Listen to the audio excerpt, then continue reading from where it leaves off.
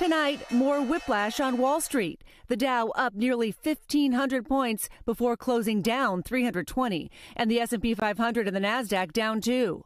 All as we're hours away from a new round of President Trump's tariffs on imported goods. We've been ripped off and abused by countries for many years with the tariff situation. They've used tariffs against us.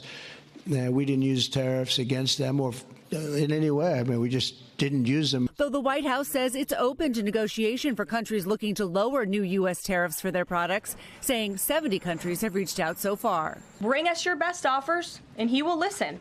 Deals will only be made if they benefit American workers and address our nation's crippling trade deficits. Now it's a global scramble to stop potentially disruptive border taxes. We're doing very well in making, I call them tailored deals, not off the rack. These are tailored, highly tailored deals. Right now, Japan is flying here to make a deal.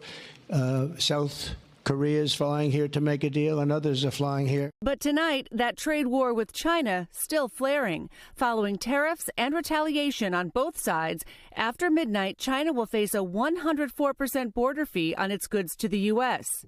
China's foreign ministry calling it bullying and blackmail. I think it was a big mistake, this Chinese escalation. The Treasury Secretary urged countries not to retaliate if they want a deal. Don't escalate, and then we will see where President Trump is after a period of days or weeks. Tonight, most Republicans backing the president's efforts to bring back American jobs. This has been a tilted playing field for a long time. The president's trying to even it out. I think he's doing the right thing. But Democrats warning the president's action could trigger a recession.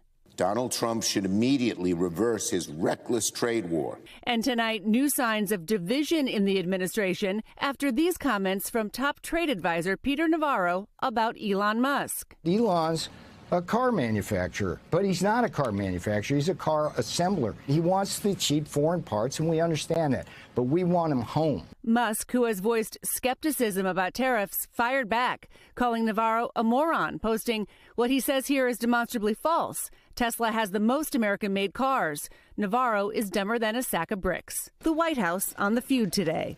Look, these are obviously two individuals who have very different views on trade and on tariffs. Boys will be boys, and we will let their public sparring continue. And back to the markets, Christine, this has been a very tough few days. Yeah, Lester, in just 4 days, the Standard & Poor's 500 has tumbled more than 11%. It's now the lowest in a year.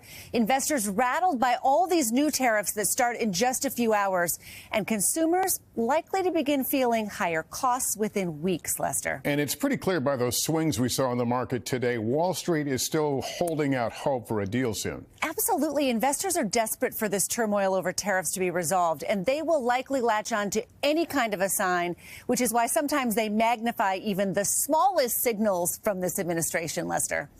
Thanks for watching. Stay updated about breaking news and top stories on the NBC News app or follow us on social media.